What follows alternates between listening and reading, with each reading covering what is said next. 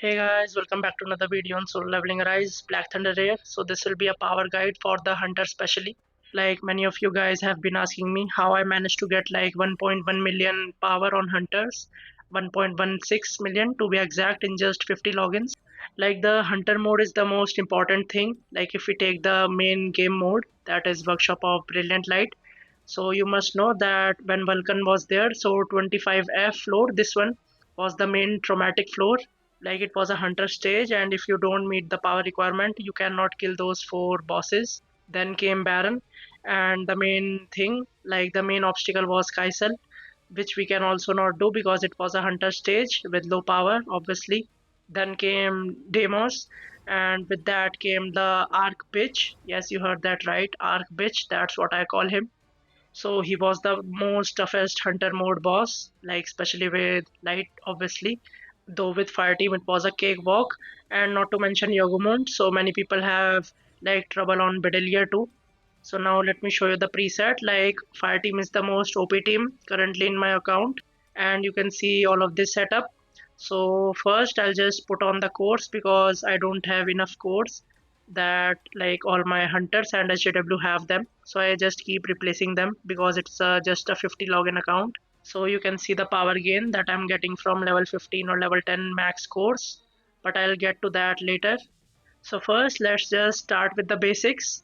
Like the hunters, you need them A5. The more advanced they are, the more power you can gain. So first let's just go to the hunter section so I can explain better. So obviously the higher advancement they have, the more power they get, like 2.5k each advancement, and not to mention these triangles, the upgradation ones. They also give like massive power boost. Like I already did the hard mode Arclight. So what I'll do is I'll just upgrade Lenart because I need him for the normal mode Yogurt. So here you can see like some gain.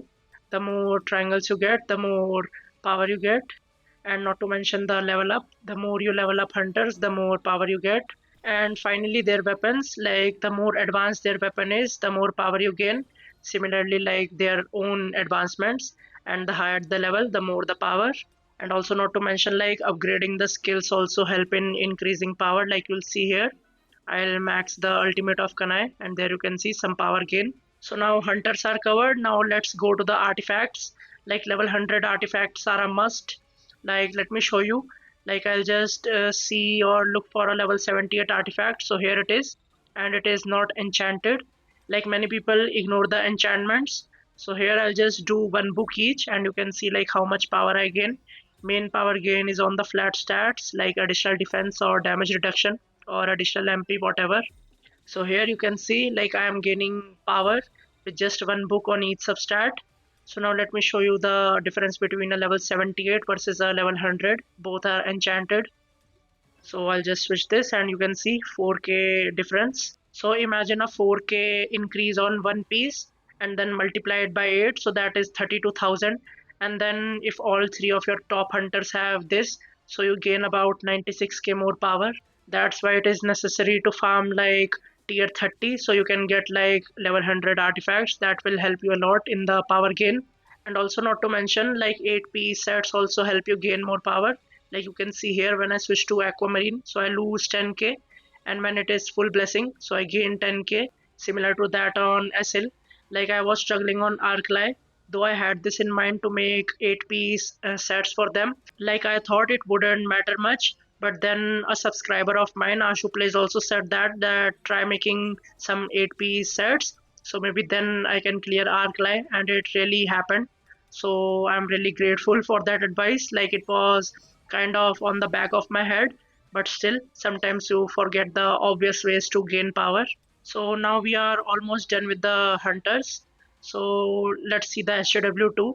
Like I was at 36k or 33k attack, I don't remember. So what I did was I used all my crafting luminous things and crafted level 100 artifacts for him. Like he had some level 78, and none of them, like the substats, had the additional attack or attack percentage. So I was just crafting all the artifacts for him, and now you can see like my SJW gained 10k more attack since the last video of hard mode demos. He's sitting at 43k attack, so it's not bad for starters, like only 50 logins. And now since the HW and hunters are covered, so let me just show you more ways you can gain power. Obviously, as a new player, it is really hard to gain power in the shadows, but you can do like reverse, easy mode and hard mode that will help you gain more power. And make bestie as the general because you need that defense penetration on arc that's the key thing. And also their triangles help you gain power and also the skills. So here let me show you, like in the main account all of the skills are level 6 or 7. I am currently working on level 7. So in the longer picture they help you like gain a lot of power. Like imagine plus 100 on each skill of every shadow. And then comes the armory.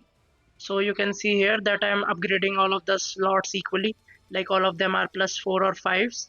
So you have to go equally so you can use your resources efficiently. And I can also like open this slot for either the marks of times or essence stones. Though essence stones is better because you can get them easily and marks of times are much more rare.